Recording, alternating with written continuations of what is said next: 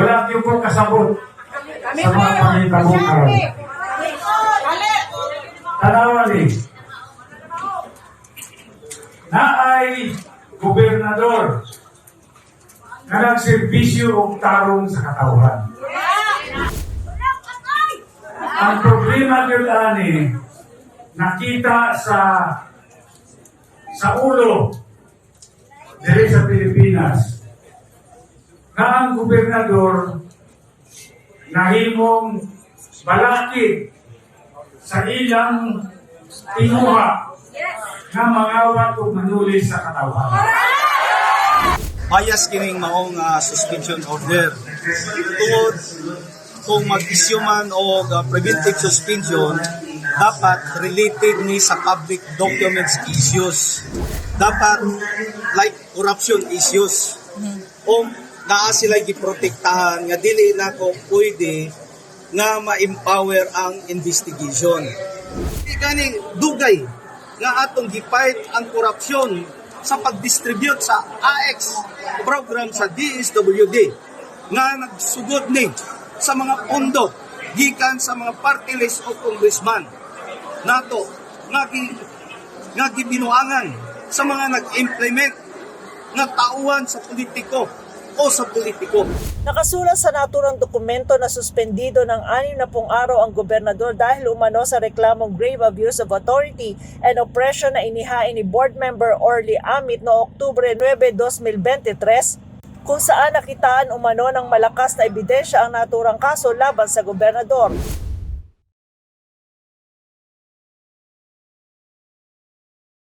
Iginiit ni Davao del Norte Governor Edwin Hubahib na walang basehan ang preventive suspension na ipinataw sa kanya kaya nanindigan itong hindi bababa sa kanyang pwesto.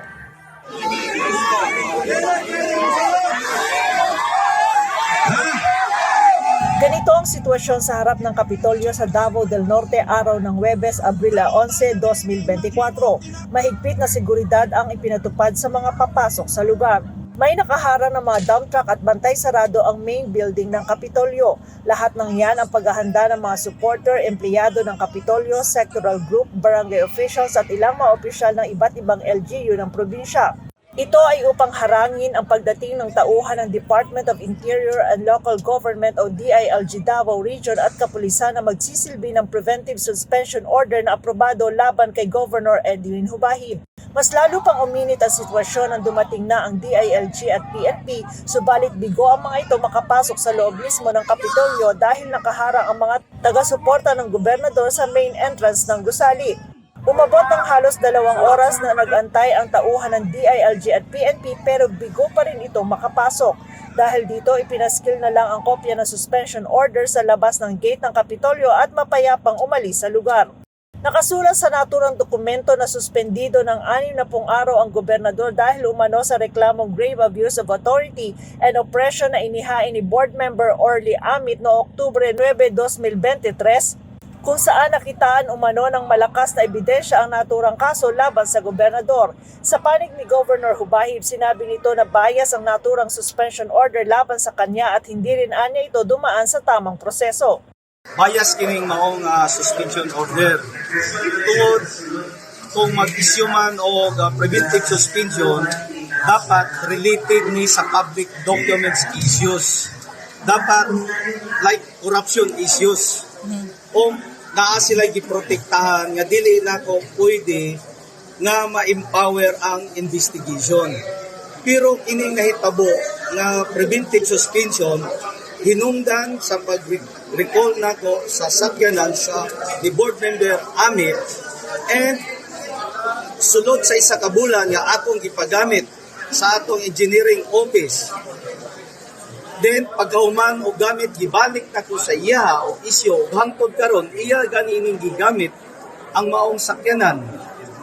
Busa pasabot lang adili ni angayan nga buhatan og suspension order. Kasunod nito, nanindigan ang gobernador na hindi ito bababa sa kaniyang tungkulin dahil hindi katanggap-tanggap ang naturang rason para ito suspendihin. Iginit na opisyal na mas marami anyang nangyayaring korupsyon na ginagawa ng ibang LGU at politiko subalit hindi sila ang sinuspindi. Ganing dugay nga atong gifight ang korupsyon sa pag-distribute sa AX program sa DSWD nga nagsugod ni sa mga pondo gikan sa mga party list o congressman nato nga gibinuangan sa mga nag-implement nga tauhan sa politiko o sa politiko dinhi sa atong probinsya nga atong gi-complain nga aduna gani tinuod gyud nga mga witnesses nga mibarog. Unya, wa kani sila gihimo sa suspension order. Ang kanina hinoong pag-recall sa sakyanan o ang mga board member aduna may sakyanan nga gigamit. Bagong isyu nga sakyanan atong pagipagamit sa ato pag-recall na to ang purpose para magamit lang sa engineering office. O mauni ilang himong dahilan busa dili na ko madawat ang maong hinungdan. Nagpahayag naman ng suporta kay Governor Hubahib si Davao del Norte 1st District Congressman Pantaleon Alvarez, mga alkalde ng ilang LGU sa probinsya at iba pang opisyal. Wala kayo po kasabot sa mga pangitabukan. Tanawali, na ay gobernador na nagserbisyo o tarong sa katauhan. Unya ilang isuspendo. Ang problema yun ani, nakita sa ulo dito sa Pilipinas na ang gobernador nahimong balakid sa ilang tinguha na mangawat o manulis sa katawan. Mali ang payback time na mo na paghatag o 100 na support o among pag-ampo ng kani nga suspension order nga sa pinakamadali nga panahon ma-lift ni para makapadayon na itong gobernador sa pagservisyo sa atong katawan sa Davao del Norte. O ang 101 support sa katawan sa nagkalain-lain nga mga munisipyo.